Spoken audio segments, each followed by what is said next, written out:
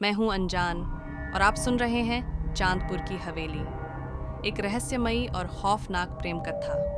रात के 2 बजे हैं। चारों ओर सन्नाटा पसरा है।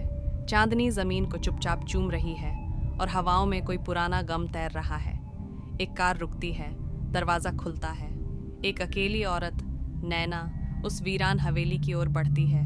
उसे नहीं पता कि वो सिर्फ एक कहानी की रिपोर्टिंग नहीं करने जा रही, बल्कि खुद कहानी का हिस्सा बनने वाली है।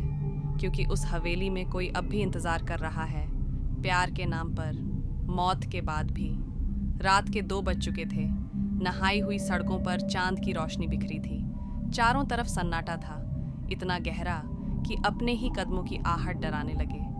नैना अपनी कार से उतरकर चांदपुर की उस वीरान हवेली के सामने खड़ी थी।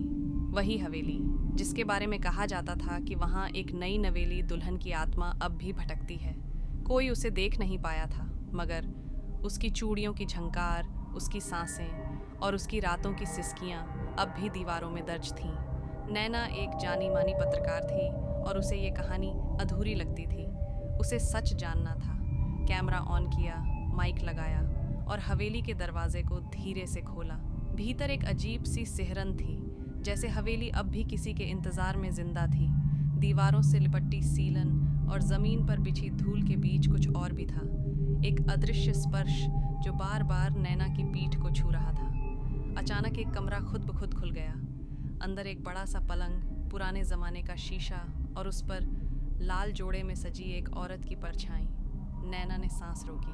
वो परछाई पलटी, मगर उसका चेहरा साफ नहीं दिखा। वो सिर्फ मुस्कुराई, धीमे, मोहक और डरावने अंदाज में। फिर एक धीमी सी आवाज़ गूंजी, क्या तुम उसकी जगह ले सकोगी जो मुझे अधूरा छोड़ गई? नैना को उस कमरे में एक डायरी मिली, उसी दुल्हन की। उसमें लिखा था, मैं उससे हर रात मिलती हूँ, इसी हवेली में, बिना किसी को खबर हुए। उसका स्पर्श मुझे जला देता है, लेकिन मैं फिर भी चाहती हूँ कि वो कभी रुके नहीं। आज रात हम हमेशा के लिए एक हो जाएंगे। नैना वो डायरी पढ़ ही रही थी कि कमरे की हवा बदल गई।